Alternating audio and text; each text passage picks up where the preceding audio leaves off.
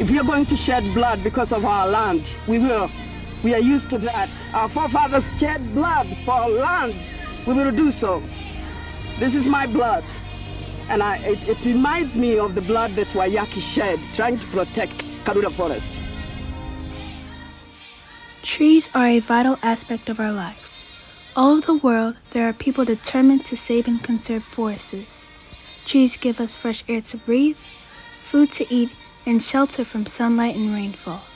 Besides this, there are many medicines on the market that are made up of tree extracts.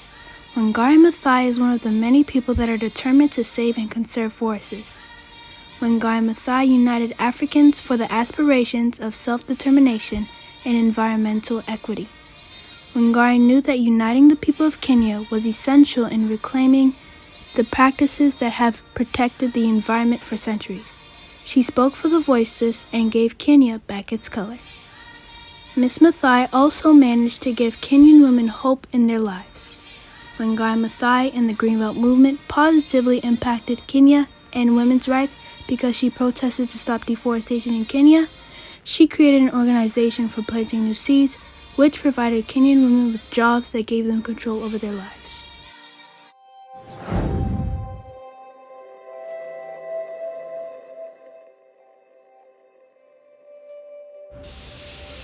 Wangari Maathai was born on April 1, 1940 in Tetu village within the central mountains of Nyeri, Kenya, very close to Kenya's capital city, Nairobi.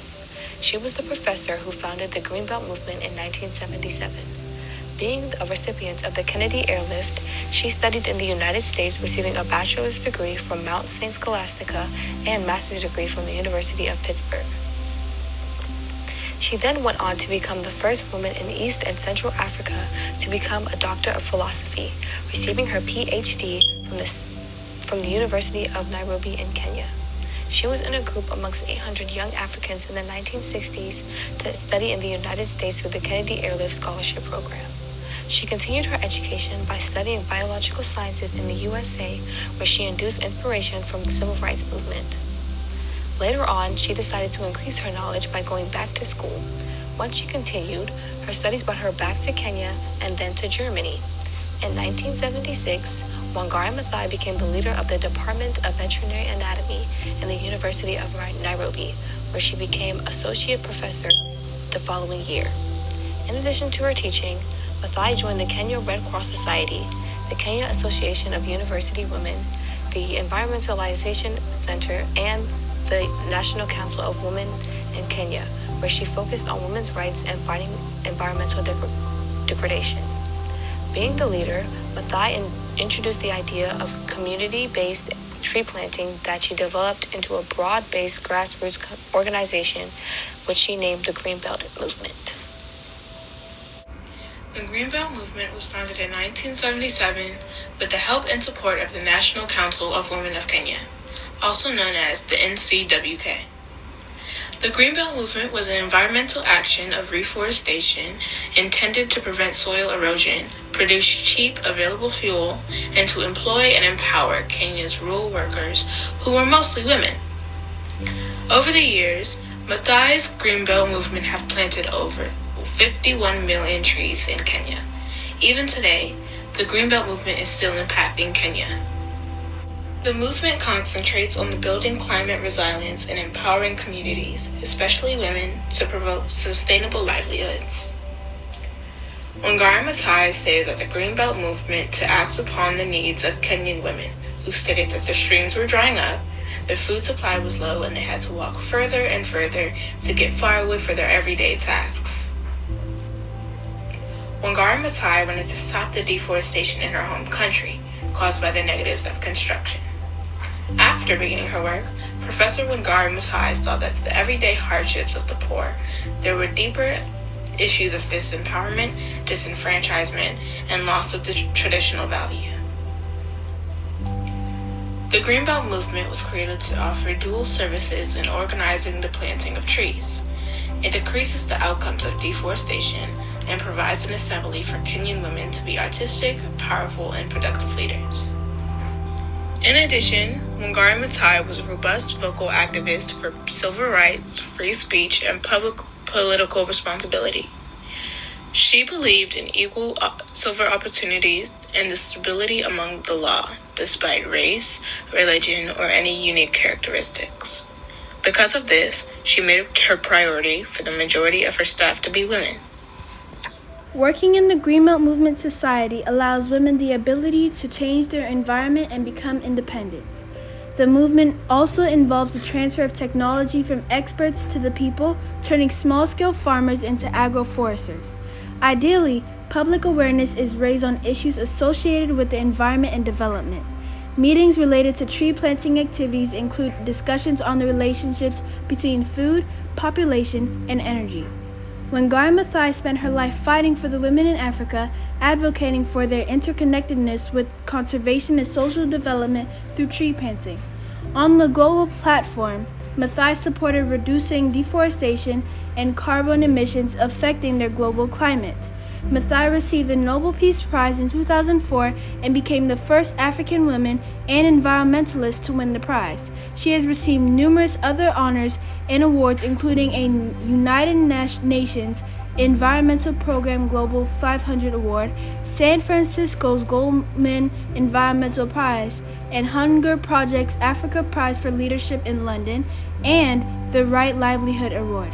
To share her experience and success, Dr. Maathai authored 4 books: The Greenbelt Movement, Unbowed, a memoir, The Challenge for Africa, and Replenishing the Earth. She was even the inspiration for a short children's film called I Will Be a Hummingbird, to send the message that everyone should do their best despite their size.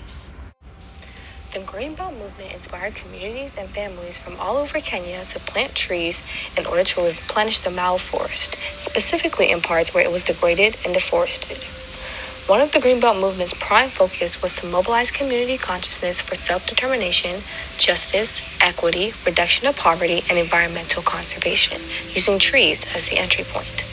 The Greenbelt movement also mobilized several communities and activities on forest management, organic farming, and water harvesting. The movement started with Wangari Maathai's efforts as a small tree nursery in her backyard, planting belts of trees that evolved into grassroots tree planting organization. With the help of volunteer women, the Greenbelt movement began planting trees. Their focus was to address issues of food security, fuel wood shortages, soil erosion, clean water, and poverty. The incredible work of the movement has resulted in more than 51 million newly planted trees in Kenya. Planting trees may sound easy to amateurs, but the workers of the Greenbelt movement use high-quality technology for the best outcome.